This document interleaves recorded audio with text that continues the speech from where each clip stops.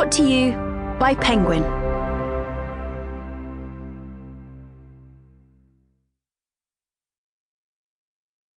What If Loki Was Worthy by Madeleine Roux. Read by Oliver Wyman. I have shot mine arrow o'er the house, and hurt my brother.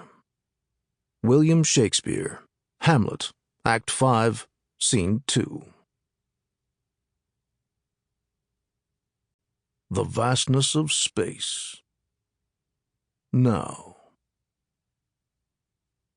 It had been exactly 967 years since the Watcher had detected something approximating surprise scratching at the edge of her consciousness. To be the Watcher was to become an observer, a stranger, not just to events, but to emotions. Surprised, she thought. How odd. First amused, and then quickly alarmed. She twisted away from her idle musings and toward that vague suggestion of a feeling. Surprise. What could it mean? Was it a prediction? An omen? A warning? She had been meditating on loss, and the irony of the Watcher losing even the experience of loss itself. The Watcher ruminated on this thought for some decades, self-indulgent, she knew. But her job was to exist and monitor, not to interfere.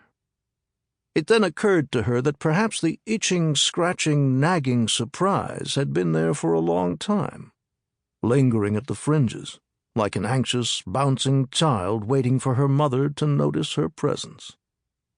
Have I been contemplating? Or have I been asleep?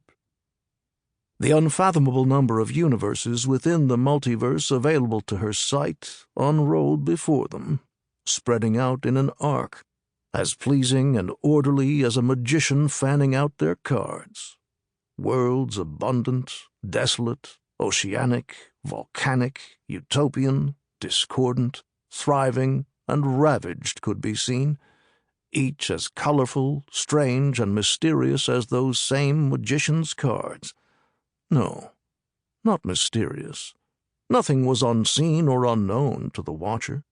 She had assumed that when the mantle landed on her shoulders, such omniscience would bring peace, and perhaps for a moment, a true moment to us, a mere millennium to her. It did. Such things faded, as all things did, as all these worlds visible to her eventually would. The Watcher searched, allowing this sense of surprise to guide her. Where was it emanating from? And why was she now filled with a sinking sensation, one that suggested her attention was overdue? This is meaningless. I cannot be surprised. I know everything that has happened, will happen, or is happening. And yet... Her mind scanned the cards, searched the infinite, and a warm surge traveled through her, beginning at her fingertips and ending at her scalp.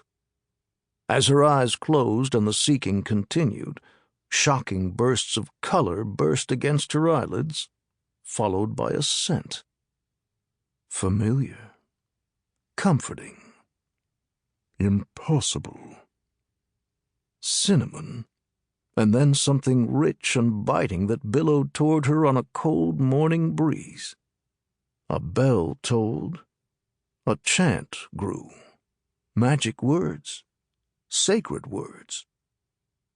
Day leaves grow surely. Day leaves grow surely. A being this powerful was not accustomed to feeling powerless, yet something gripped her. The scent, the bells, the chant.